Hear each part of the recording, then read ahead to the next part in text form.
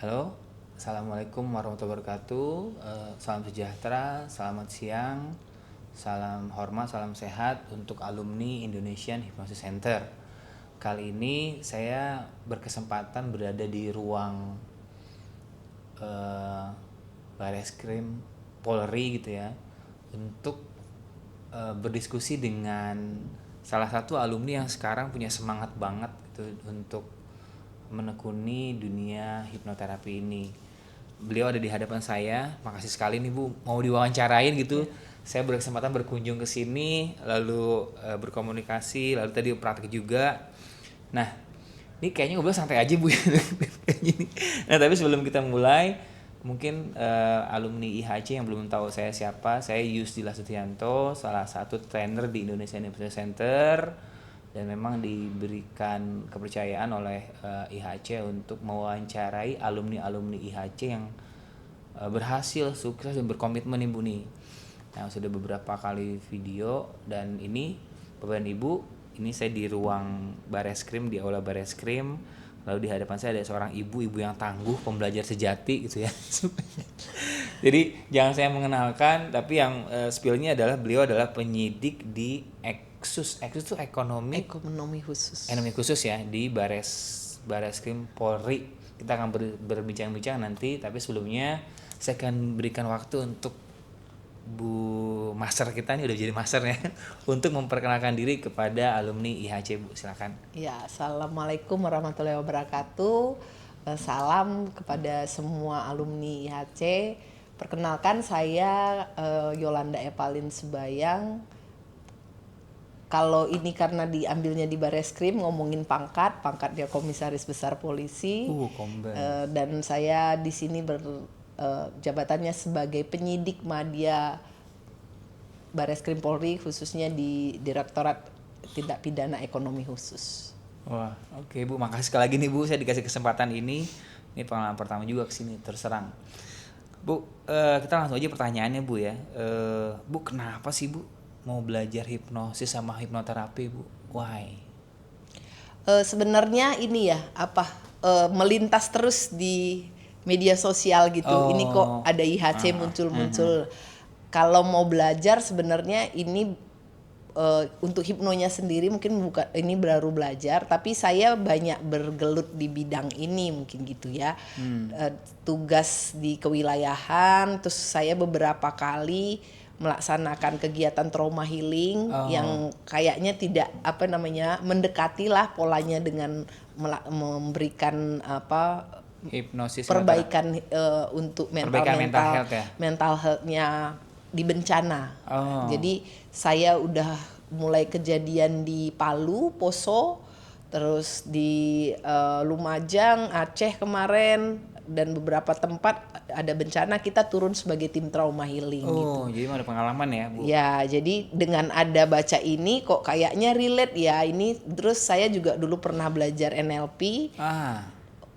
Tapi waktu belajar NLP tuh nggak tahu nih arahnya kemana gitu. Ini mau jadi apa, mau apa. Jadi lebih banyak ke diri sendiri lah, lebih dipakainya gitu. Begitu belajar hipnoterapi mulai dari level 1, loh kok kayaknya ngeklik nih, kok kayaknya oke nih, kok kayaknya apa yang saya pelajari selama ini mungkin secara teori, mungkin dengan kita kuliahnya juga mungkin pelajarannya banyak hal yang sama ya untuk kita lihat, tapi secara penggunaan gitu ini ada legalitasnya, ini bisa kita aplikasikan banyak hal gitu. Akhirnya ya lanjut level 1, level 2, level 3 sampai setiap ada ini juga ikut, ada lead detection, saya ikut juga, jadi ikut macam-macam gitu. Nah, ini kan langka nih Bu ya. Ibu dengan profesi sebagai polisi, kombes gitu, lalu mempelajari hipnoterapi, tapi kan Ibu juga memahami dong, masyarakat kita kan masih skeptis ya Bu ya dengan hipnosis, hipnoterapi gitu. Terus kira-kira bagaimana Ibu mengkomunikasikan gitu ya kepada masyarakat yang masih ragu dengan hipnoterapi gitu, dengan hipnosis? Betul sekali kalau orang begitu menyampaikan ya. Saya ada mau ini, ada hipno. Itu semua langsung ininya. Nanti kita disuruh tidur. Oh gitu. Nanti kita diiniin kayak ini. Enggak, kalau itu hanya buat pertunjukan kayak di TV-TV itu pertunjukan doang, itu kulit-kulitnya doang. Kalau ini bukan, ini jadi jelaskan. Kita juga harus mengedukasi gitu. Kenapa tadi saya bilang edukasi kita apa ya? Mungkin kita bisa nyampaikan, oh hipno ini adalah satu tools yang mana itu bisa memberikan konsep pemikiran positif di mana kita bisa lebih menerima secara sugesti-sugesti positif ke dalam diri kita gitu. Kalau memang nggak mau dipakai buat kemana-mana, paling tidak kita secara personal, secara pribadi itu bisa menerima hal-hal yang positif. Jadi kalau saya bilang memang dari kitanya juga ya yang sudah menjadi praktisi ini juga harus memberikan edukasi. Jadi tidak hanya enggak ini tapi secara teori senangnya sama master ketemunya itu. Jadi ketemu nih teorinya kayak gini gitu ya. Jadi nggak hanya omong-omong doang kita ini seperti apa, tapi menggandengkan antara teori dan faktanya. Ini loh yang sebenarnya hipnotis itu gitu. Lu kenapa Bu ya? Kira-kira kenapa orang perlu kalau menurut Ibu ya, Bu Yolanda, kira-kira kenapa orang perlu ke hipnoterapi atau perlu mencoba hipnoterapi? Kadang-kadang kan semua orang itu tidak ada orang yang nggak punya masalah. Wah iya menarik nih. Tidak ada kan? Jadi udah satu pasti semua orang punya masalah.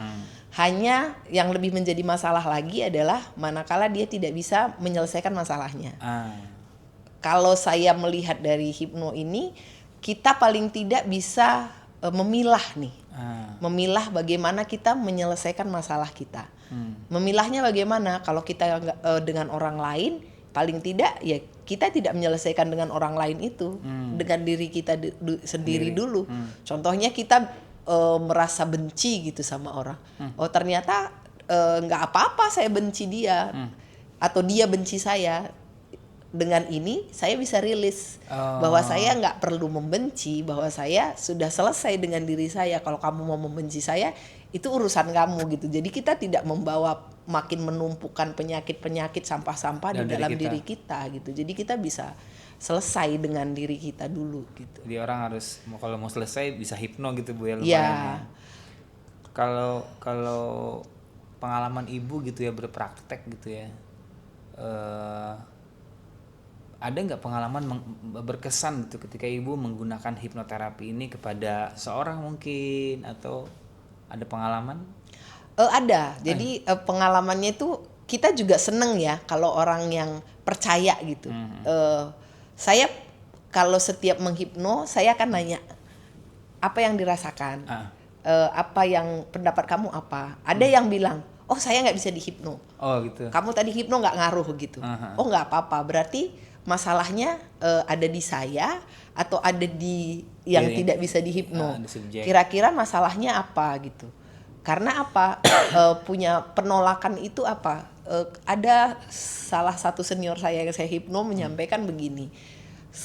Hipno yang dia sampaikan itu kayak doa loh.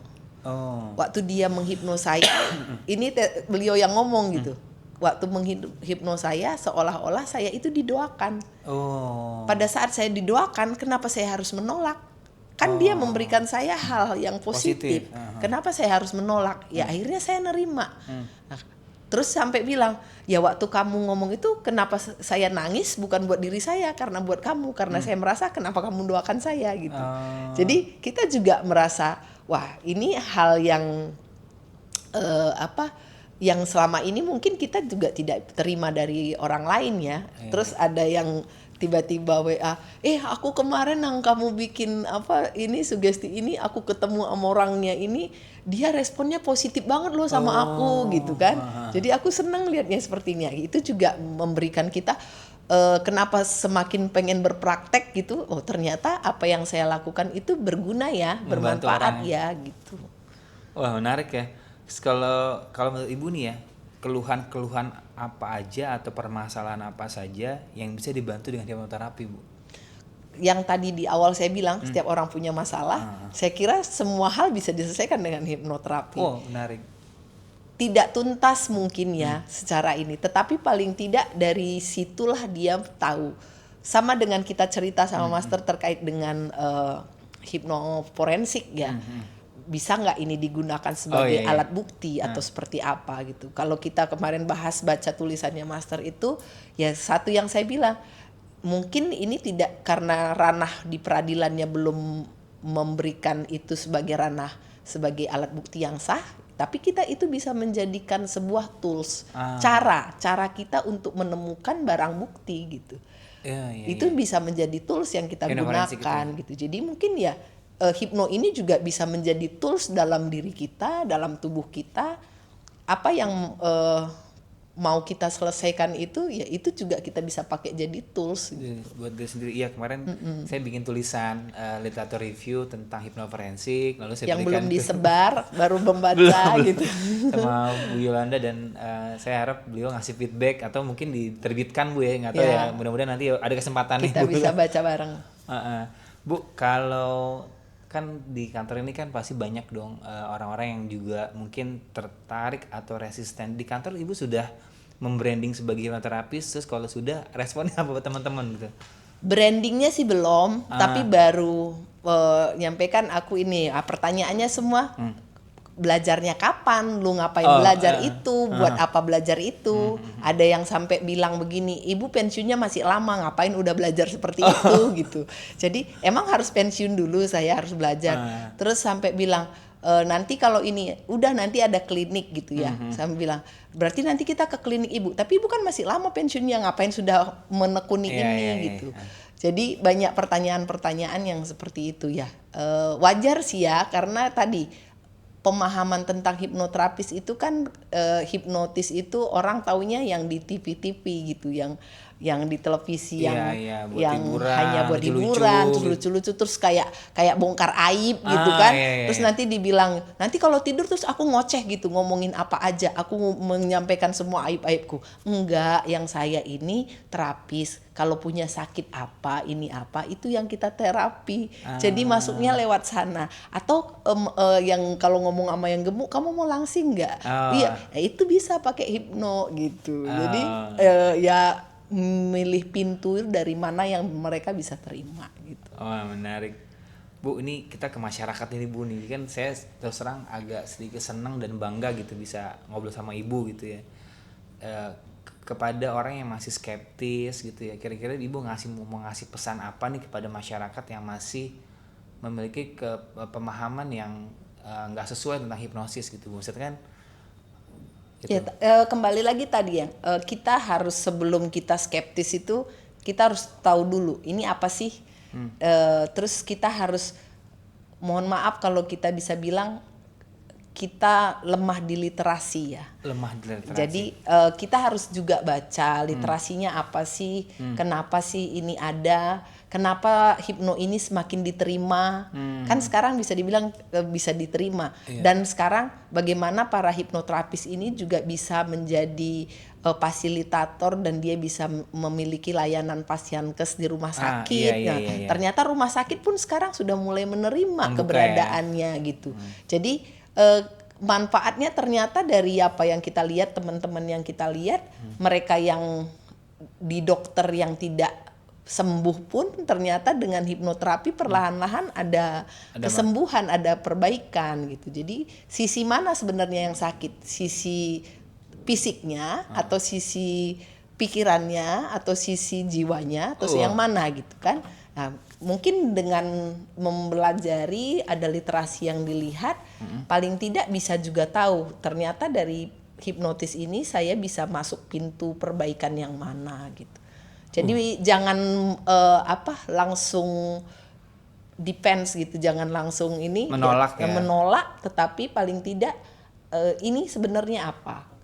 Kira-kira sama saya itu ada manfaatnya tidak gitu. Kalau Pak Apipi selalu berkata tidak ada orang yang tidak bisa dihipnotis. Yang ada adalah orang yang menolak untuk dihipnotis. Jadi kalau dia menolak, ada apa? Kenapa dia menolak? Ada apa dengan dirinya? Jadi mental block apa pada dirinya? Jadi kita kan jadinya arahnya ke sana gitu.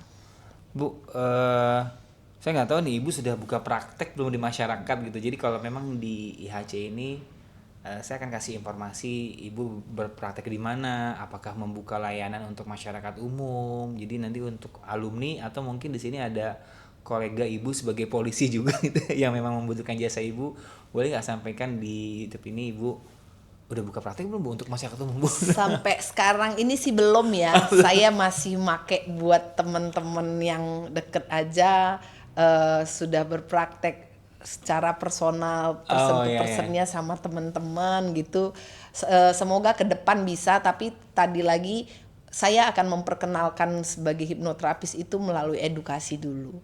Jadi kalau kita sudah bisa menyampaikan edukasi itu, orang menerima kita dari edukasi yang sudah dia terima, kita juga nggak butuh terlalu panjang waktu untuk memberi penjelasan gitu. Tapi sudah ada edukasi yang kita tularkan, dan semoga kita semua juga praktisi di IHC ini bisa melakukan itu. Jadi kita harus bersama-sama untuk bisa memberikan edukasi ke masyarakat. Tapi kalau mungkin dari kolega ibu kepolisian gitu ya, kalau mau cari ibu boleh ya di Barreskrim sini Bu?